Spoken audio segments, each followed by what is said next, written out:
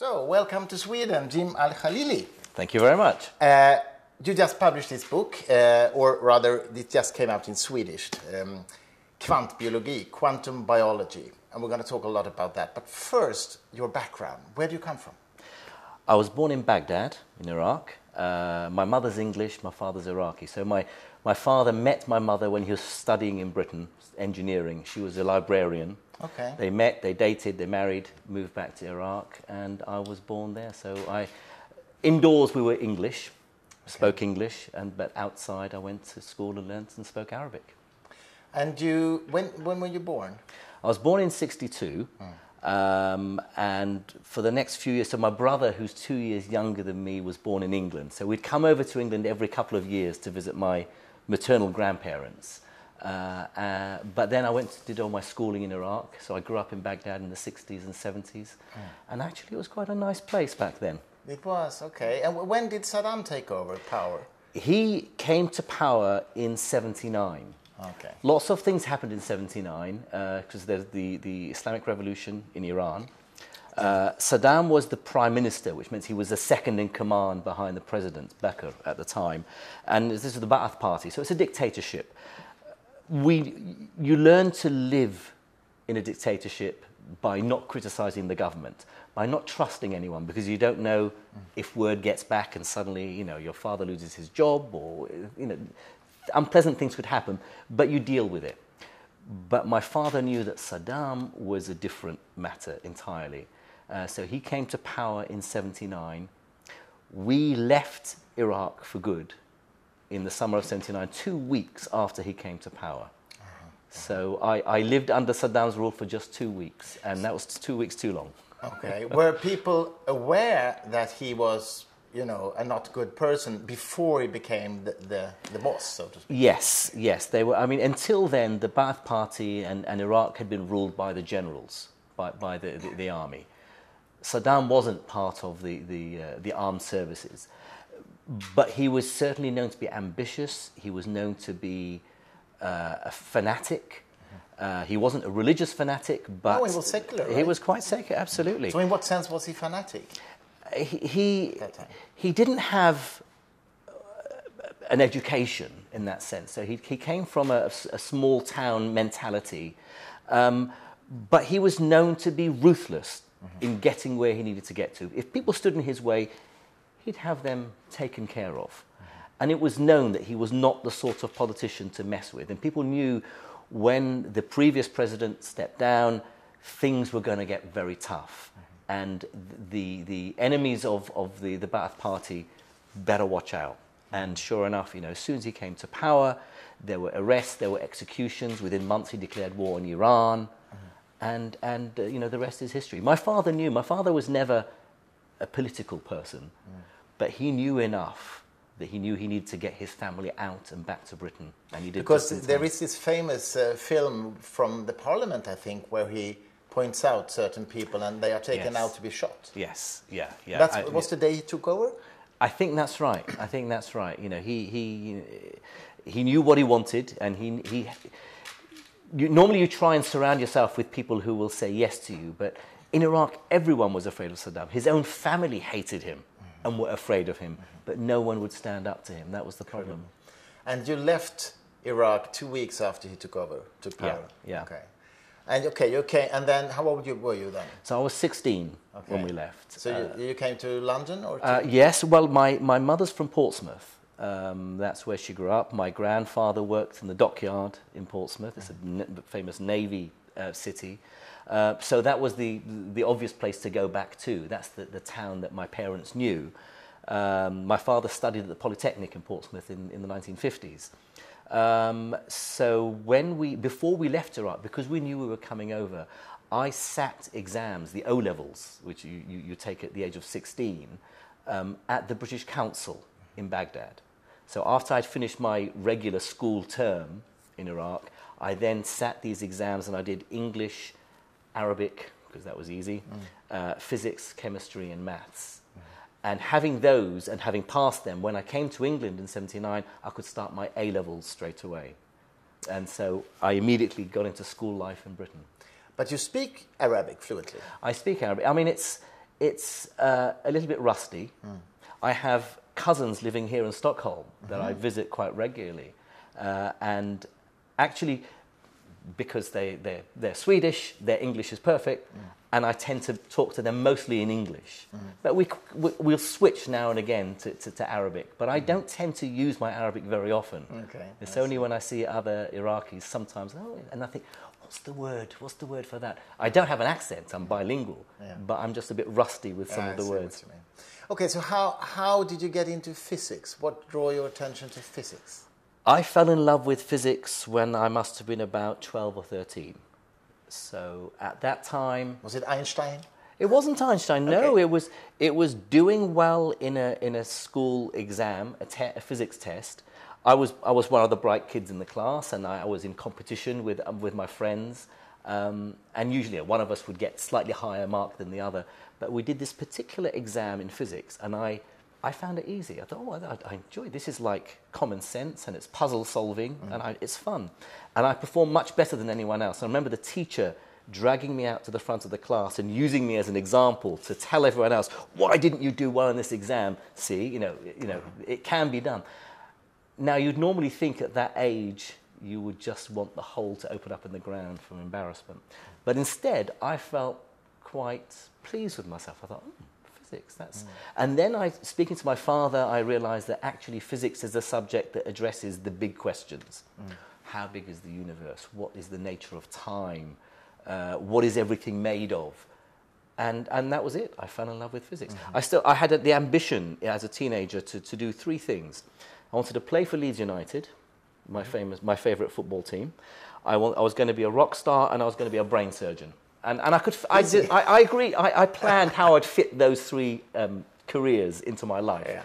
And then physics came along, and suddenly it moved to the front of the queue. But you're almost a rock star because you're on television all the time. Well, yeah, exactly. That's right. And I can strum a few chords on a guitar. So. Okay, cool. That's cool. But who were your heroes in physics? Do you know, I didn't have heroes in physics until I went to university, because in Iraq, there weren't the books available. We used to go to the British Council in Baghdad, and they had a library there of English books, so I'd borrow books, but they were mostly fiction. So I didn't have access to the books. I didn't have access to any TV programs, so a lot of people my age were inspired by people like Carl Sagan, for example. I didn't get to see Carl Sagan's Cosmos because it wasn't shown in Iraq. But you could get his books. I could get his books, but I didn't read them. So I didn't have heroes. I didn't have people to aspire to until I went to university. And then I learned about Feynman, and I learned about Einstein and Niels Bohr, and suddenly they became these iconic figures that I wanted to aspire to.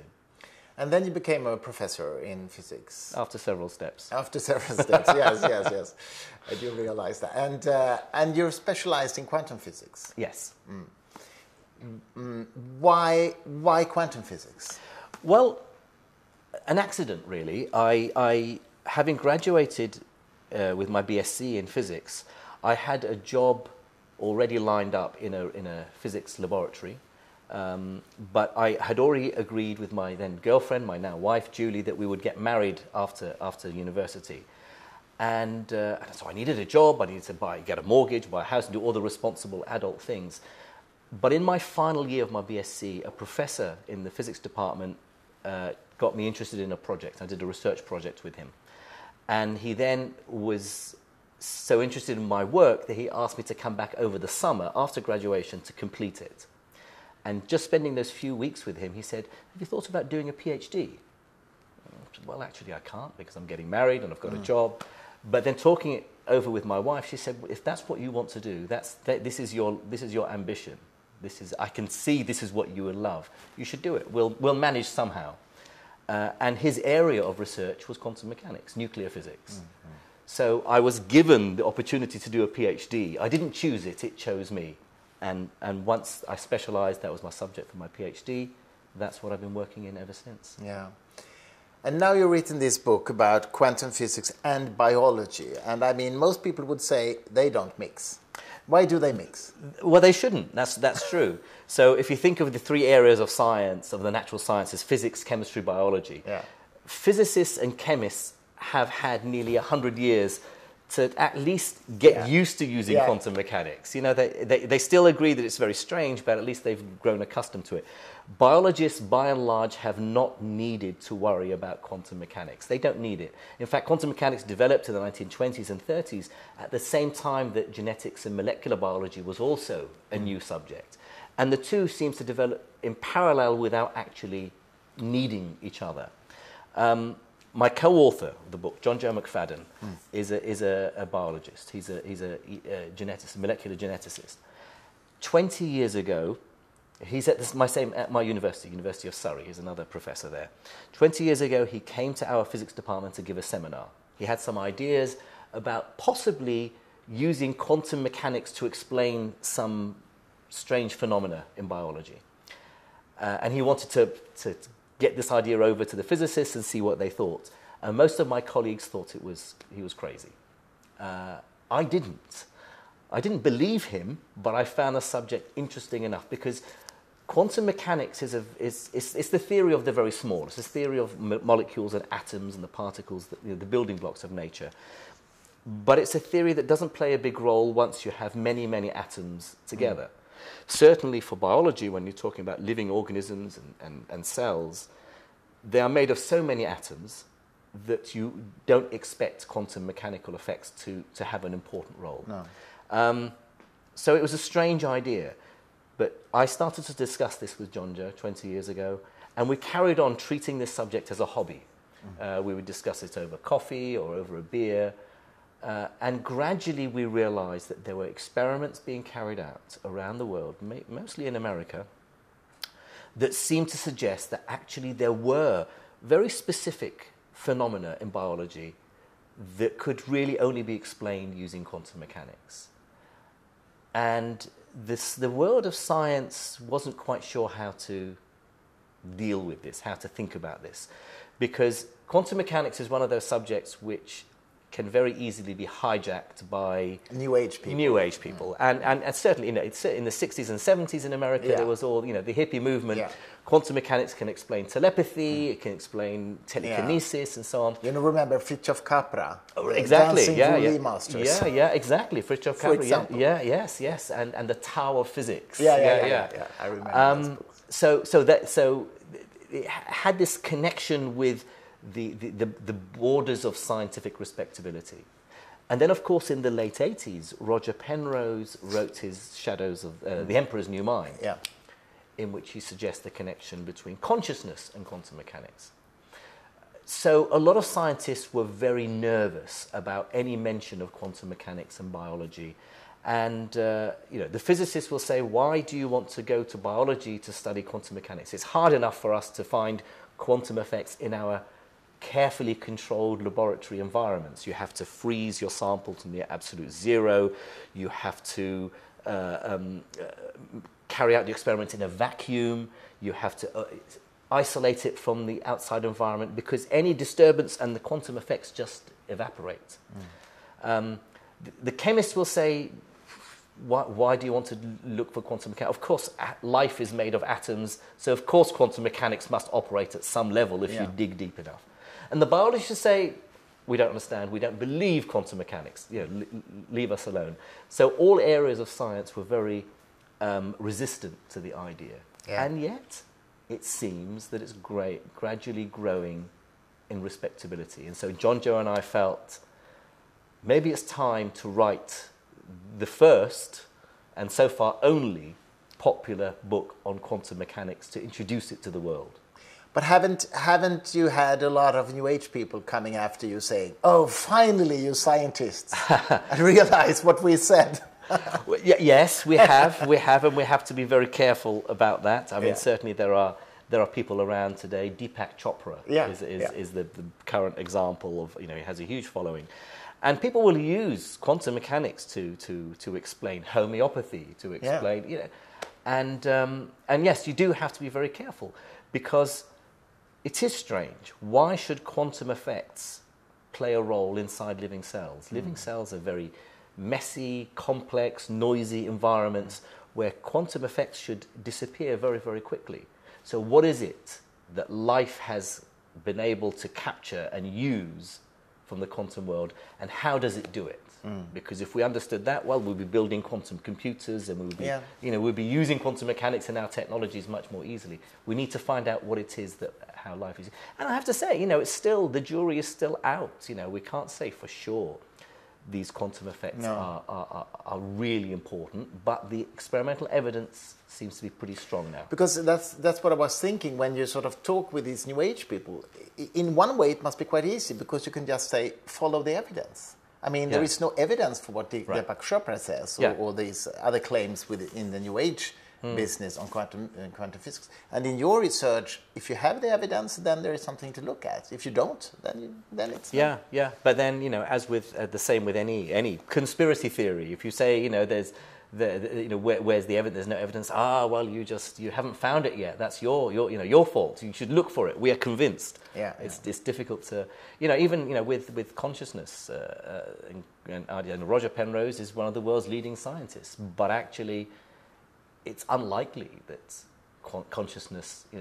The way I explain it, I say, look, consciousness is mysterious and we don't understand it. Quantum mechanics is mysterious and we don't understand it. This doesn't mean the two are connected. Exactly. Okay, so so quantum biology, it's not about saying, what a chemist will say, which is, of course, quantum mechanics must play a role at some level.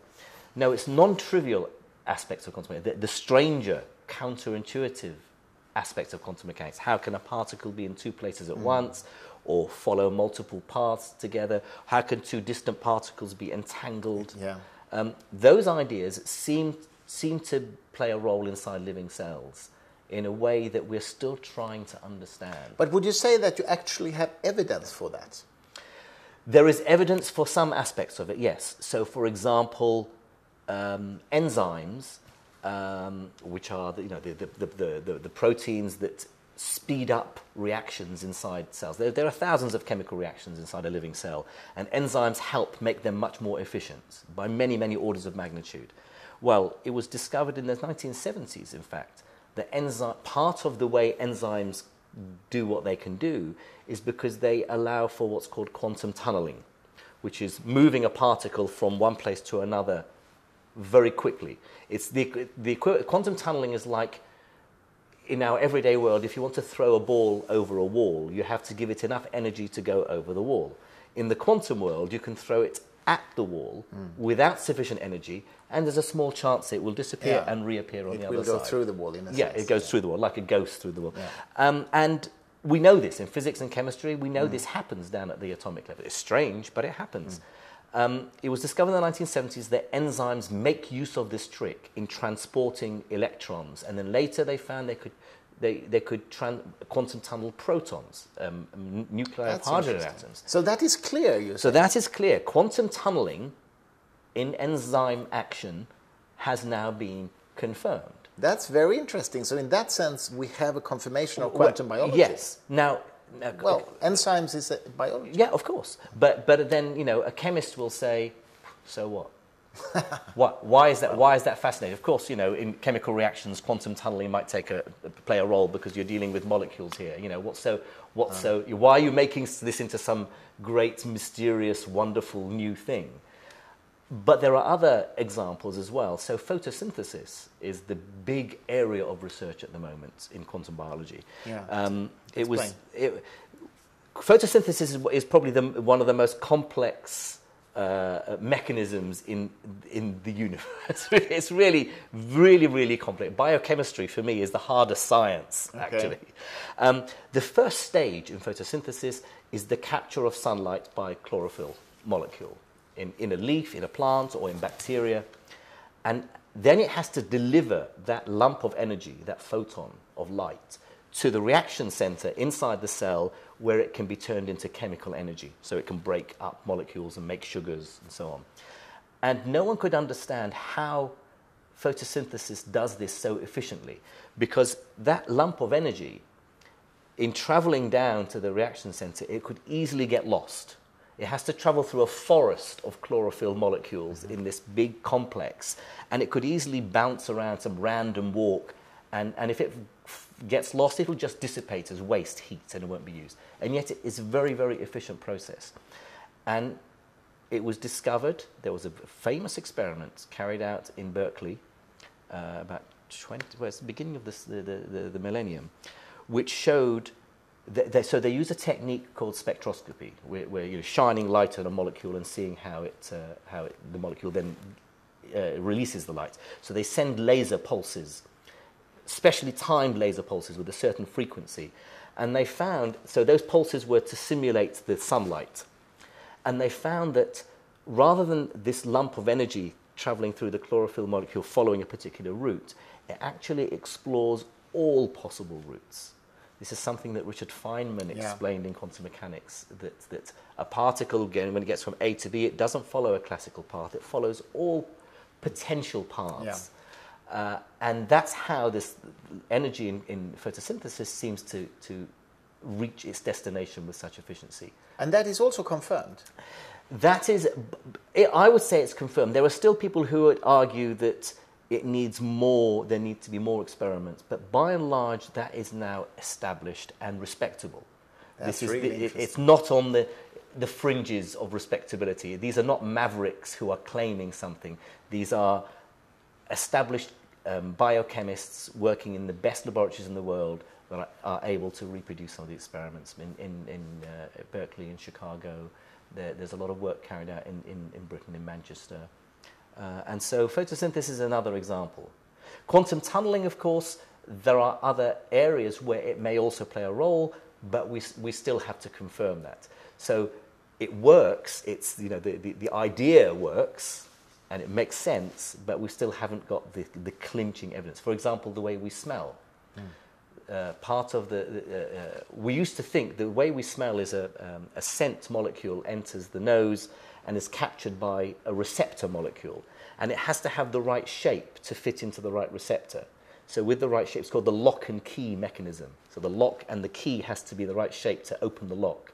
So when the scent molecule fits into a particular receptor, then that sends a signal telling you you're smelling oranges or whatever.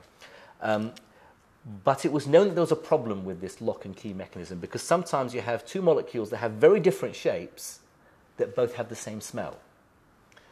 And so the other theory that is now established is called the vibration theory. And it's to do with the scent molecules, the bonds between the atoms vibrate at particular frequencies. And it's that vibration that identifies the molecule.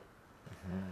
And there is a theory in quantum biology that explains how the vibration model works. That the scent molecule sits in the receptor, and that if it has the right energy, it allows for an electron to quantum tunnel from one place to another and setting off a signal. So again, quantum tunneling might explain our sense of smell.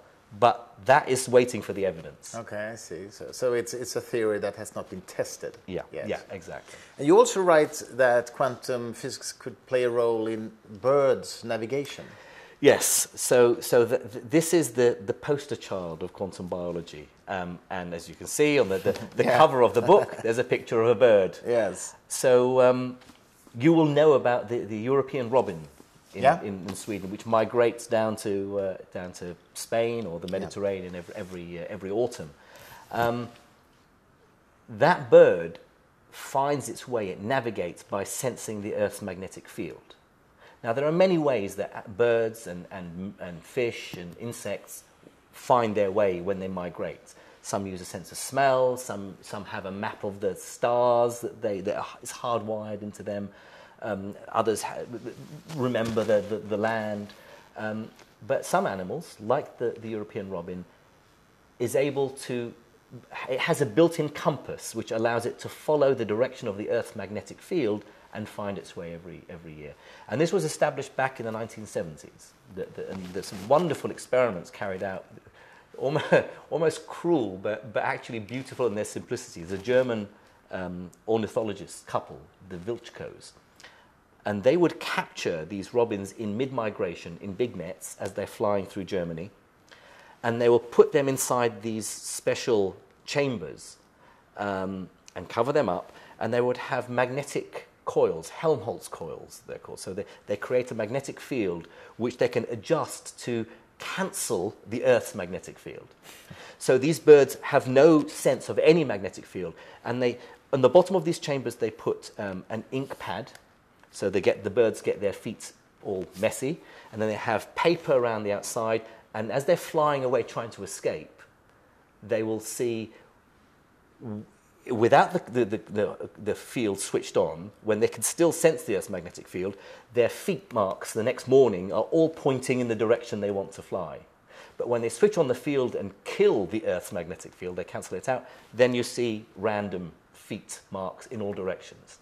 So they prove... And quantum physics, what role does it... Quantum physics, so we know the birds use the Earth's magnetic field. What we don't know is what is the compass mechanism.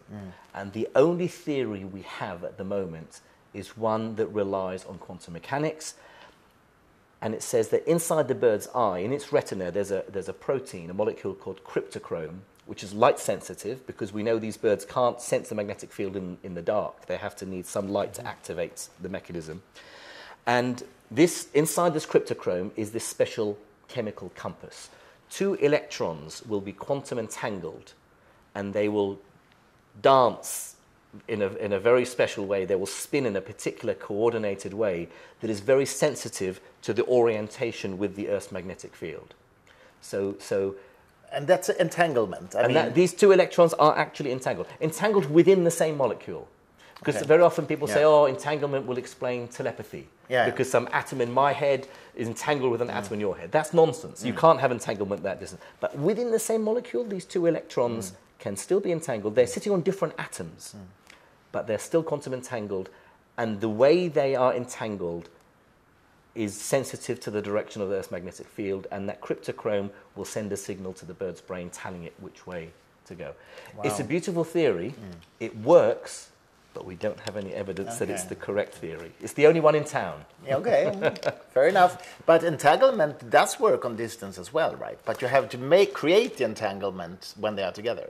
Yes. So entanglement is very easy at very, very small distances. In a single atom, 2 electrons, one will spin one way, one will spin the other way. They're entangled. They're entangled, Right.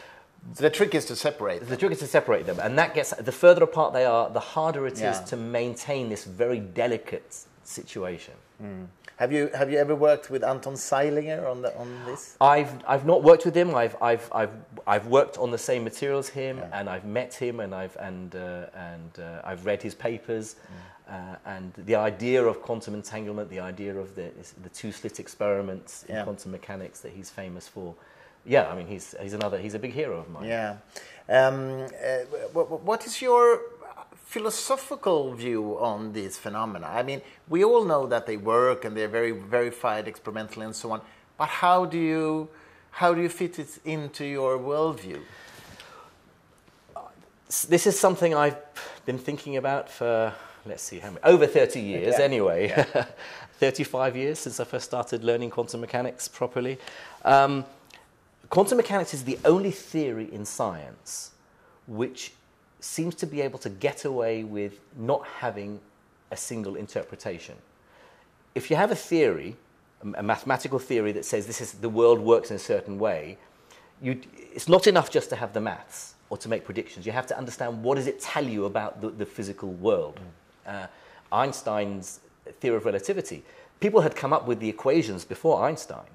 But he is credited with relativity because he gave the interpretation that nothing can travel faster than light, that time is the 4th dimension, and so on. But quantum mechanics has half a dozen different interpretations. And we still don't know which is the correct one. Now, and they are all quite unbearable in a sense. They're all unbearable. Each one is unbearable in a different way. Exactly, that's what I mean. There is no sensible, logical, common sense version that works, that fits experiments. So we know quantum mechanics is weird. Will it ever be? I hope so. I mean... you really think so? Not all physicists agree with me, but my view is that, look, nature behaves in a certain way. Either there are parallel universes, if the many worlds interpretation is correct, or there are not. either there's a quantum field pervading that carries the particle in what's called the Bohmian interpretation, or there isn't. Either reality exists when we're not looking, or it does. So I think one interpretation is right. It's our problem that we still have half a dozen different interpretations, and we don't know which one is right. The problem is, you see, they all fit the same maths. Yeah. They all give the same predictions. We have not been able to think of an experiment that will discriminate between the different interpretations. But I think that's a failure of imagination. One day, I'm pretty sure we will say, that's how it works. That's how it works. But let's just talk about a few of these interpretations. Take, for example, Schrödinger's poor cat. Yes. The cat is dead and alive at the same time until you look, and so on. I mean, consciousness' role in creating reality. What is your take on that? The idea there is that, yes, so the cat is dead and alive at the same time until you open the box. And it's not the same as, if the box has, for Christmas present, you don't know what your present is, so it could be lots of things until you open it and find out. That's just your ignorance of what it is something. Yeah. But the cat in the box, really, quantum mechanics would say, if you take it to the limit, the cat is both dead and alive at the same time. Opening the box, gaining information, causes it to make up its mind. There was the consciousness idea goes back to the physicist Eugene Wigner.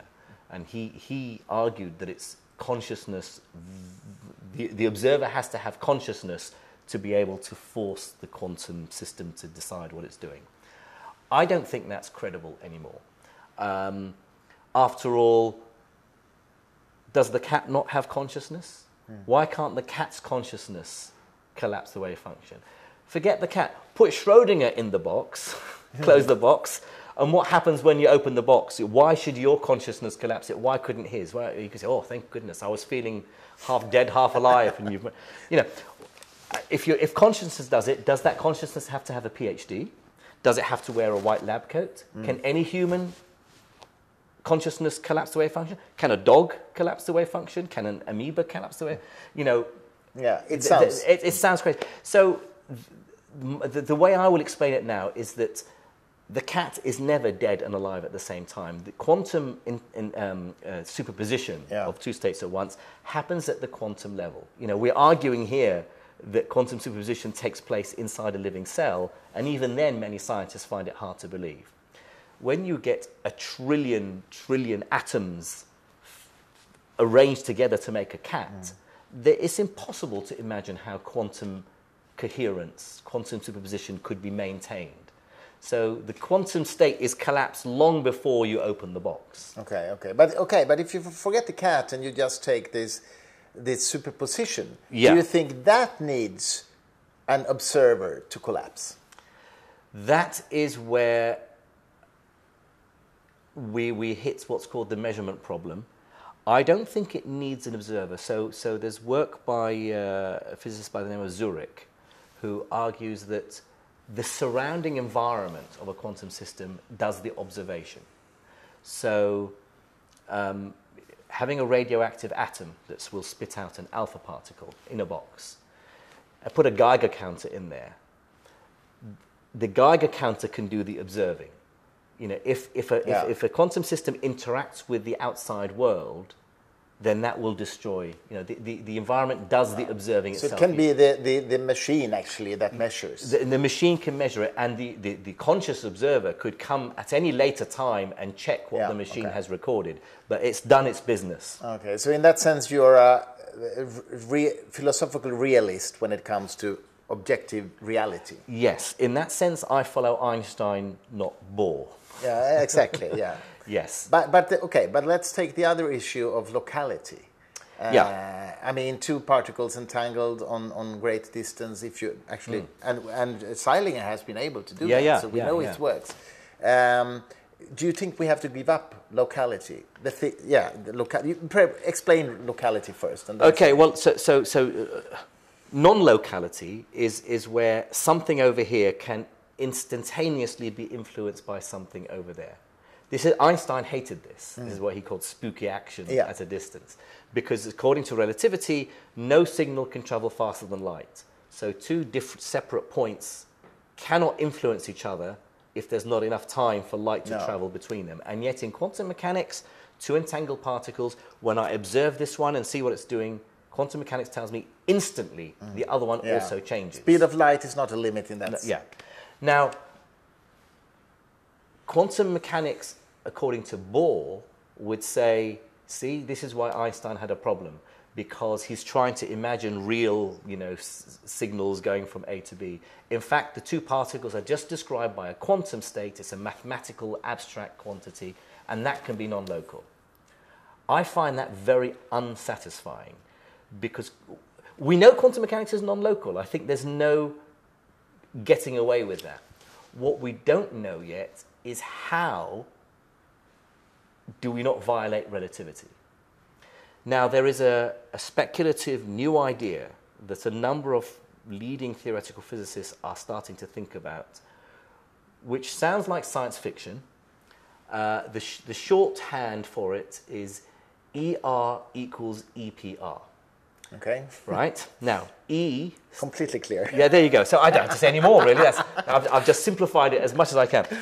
EPR stands for Einstein-Podolsky-Rosen. So this is the famous experiment in the 1930s where Einstein... Well, it wasn't an experiment. It was a thought experiment, a Gedanke. At that time, but it's been done now. It's been done now. It's been done now. So the idea was, it was to check this idea of non-locality, two separate particles. ER stands for Einstein-Rosen bridge, which is what we would today call a wormhole. Wow. Now we're talking. Now we're talking. Now we're getting into science fiction. The holy grail in physics, apart from trying to figure out what the hell quantum mechanics is all about, is to combine quantum mechanics with Einstein's general theory of relativity. So we're looking for this theory of quantum gravity that we don't have yet. Well, one idea that would link quantum mechanics and relativity is this notion. It sounds crazy, but it's so beautiful in its simplicity. How are two distant, separated entangled particles communicating instantaneously? What if they're connected via a wormhole? Okay. So their connection is not through our normal space. Their connection is outside of our space-time through an Einstein-Rosen bridge. Einstein and Rosen published their work on the Einstein-Rosen bridge, not believing in wormholes, not believing this was a real thing. Again in the 1930s, mid-1930s, at the same time that Einstein did his work on the EPR paradox. But Einstein there was trying to show the craziness of ideas about black holes, for example. But it looks like the Einstein-Rosen bridge could explain entanglement. Now, I'm not suggesting this is the solution, but I think we will find there is a solution for entanglement. Particles are non-local. Over here does affect it.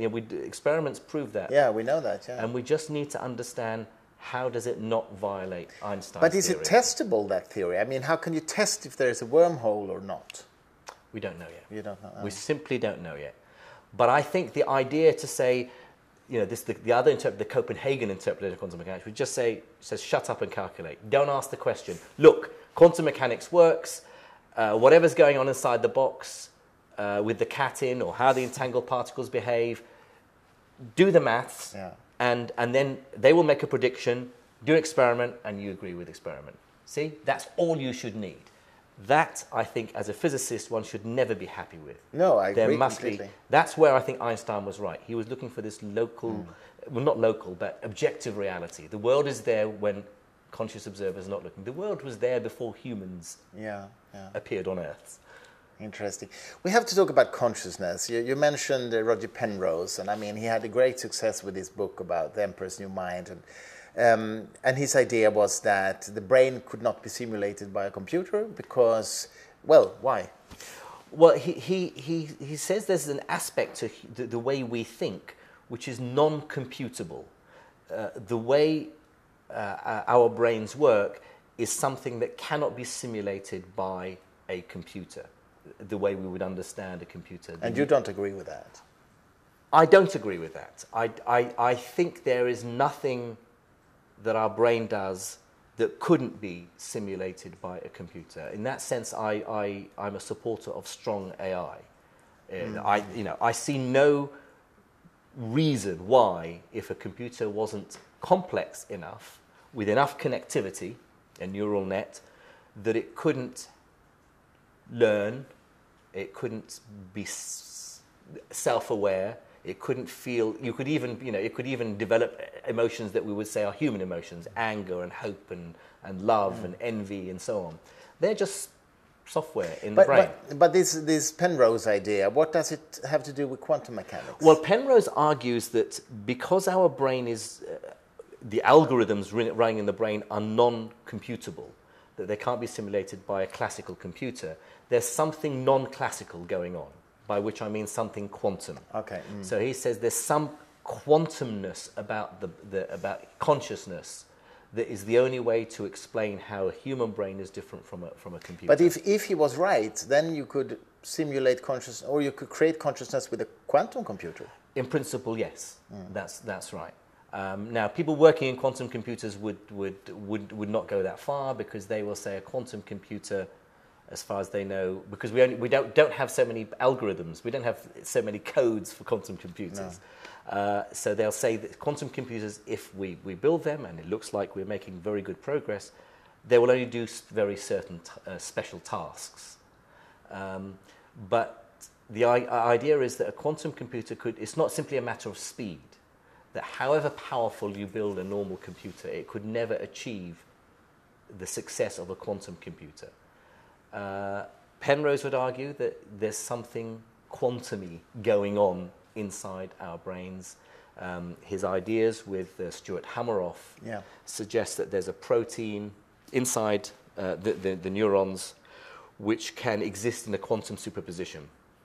So it can have different shapes at the same time. And only when enough of these proteins come together in a larger and larger quantum coherent state, that once the quantum state collapses, it's like the environment measuring the system, it causes it to decohere, that's when consciousness switches on. It's a nice idea. It's appealing, it's romantic, it's exciting, but that doesn't mean it's right. No, of course not. And I still don't really understand why.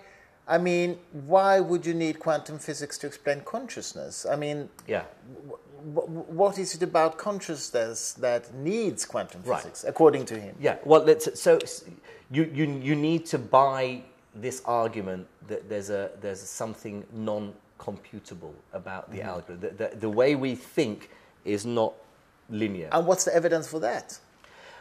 Penrose, I don't remember the subtleties of the arguments, but Penrose has various arguments and examples. For example, the way a human being will see a chess move that a computer wouldn't see. That a computer will be able to work out all possible scenarios. If I move this, what are the possibilities? And calculate, that's what Deep Blue did. Brute force. Brute force, or just extrapolate all possibilities into the future and see what happens. Penrose would argue a human doesn't do that.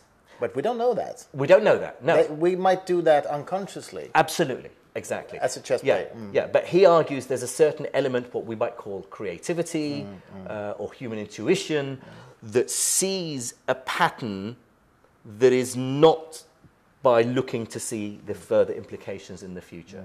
I don't buy it, right? I'm not convinced by it. Neither do I.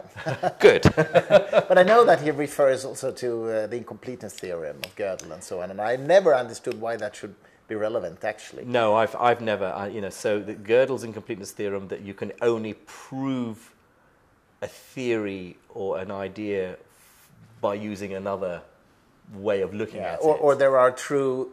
There are true statements that is unprovable within that system. Yeah, exactly. Yeah, I think when I read Penrose's book, and I probably just read Gödel Escherbach, which I see you have up behind you. Yes. He's a hero of mine. So I remember reading those books and writing notes and trying to figure it out.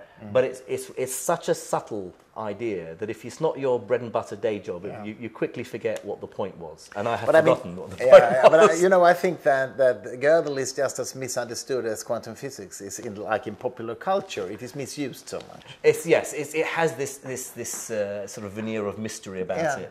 Because there is a simple reason, that is that okay, Gödel shows that there is at least one statement that is true and unprovable, but we might not ever need to formulate that statement. I mean, it's good enough with all the other statements that are provable. Yes, you see what I mean? Yeah, exactly. So it's yes, just it's not necessary. no. Yeah. But let's end with AI discussion, the AI discussion, because that is a very hot topic at the moment, and a lot of people are actually worried about this, like Elon Musk or Stephen Hawking and others. Are you worried about artificial intelligence? I'm not worried about artificial intelligence if what you mean is, will we build computers that are smarter than us that will then decide that they don't need us anymore? You know, sort of the Terminator idea and Skynet. No, I'm not worried about that. Mainly because I think it's too far in the future. You see, there are AI people who are not worried about it because they think it's not possible. I think it is possible. I see no reason why a computer could be cleverer than us. But I think we have more immediate concerns. And it's more to do with the ethics of how we use AI now. Because it doesn't have to be smarter than us in order for it to be taking over our jobs, the control of our lives. You know, when you abdicate responsibility to a computer, and it's not just drones deciding whether or not to drop a bomb or something like that, but more than that, you know, AI is going to be increasingly part of the fabric of our lives in the coming decade or two. And what we should be concerned about is building in, you know, the examples of things like, you know, driverless cars. Yeah. You know, and the moral dilemma of a driverless car that is protecting its passengers, but in order not to hit a wall, it swerves and kills a woman and a child crossing the road. Yeah. You know, a human being will make mistakes, of course, but we're somehow less forgiving if it's an artificial intelligence that's making these moral decisions on our behalf. So I think my concern about AI are those more practical, pragmatic issues that are to do with the ethics of how quickly we replace our own decision-making with decisions by artificial exactly, because you have to decide what morals you should build into that car. Should it be a utilitarian moral, or should it be loyal to the driver? Exactly. I think, and those are concerns that we have to deal with and resolve now. But still, I want to ask you, you say that the risk of AI sort of being dangerous to us directly is distant in the future. But how far away is that, you mean? Do you think? I mean, I guess no sooner than the next half a century. No sooner than that. I don't think we're going to have machines. And, like 200 years. Yeah, okay. In 200 years, I can believe that we will have developed artificial intelligence that is sentient, that is conscious. Okay, but then I have a follow-up question. If we suddenly got signals from outer space, from an alien intelligence, and it reads that in 200 years we are coming to you, shouldn't we start to plan for that now? I don't know. Are we planning anything for that far ahead? I guess so. Yeah. In a sense, because I mean, we're planning for the climate issues that might not affect you and me, but for the future generation. Yes. Well, it will affect us as well because it's sooner. But But I mean, in principle, maybe we should plan. It's funny, because on some level we look to preserve things 10,000 years in the future. You know, how do you deal with nuclear waste, for example? Exactly. You know, and you bury it underground. So, do you not think in 10,000 years we'll have developed technology to do something with it? You know, don't worry, bury it. You know? Okay, no, it's a good point. If we were to say that in 100 or 200 years we will have developed artificial intelligence that is, in principle, more intelligent than us, and then may make the decision that we are foolish and not needed anymore, then what do we do about it? Yeah, I guess so. I think people will be thinking about it. I think it'll be difficult to get government funding to work on these issues because it's speculative. And of course not everyone agrees that we will ever be able to build. No, that's true. There was not that consensus yet. Okay, one last question. What is your most exciting research project right now? Oh, well,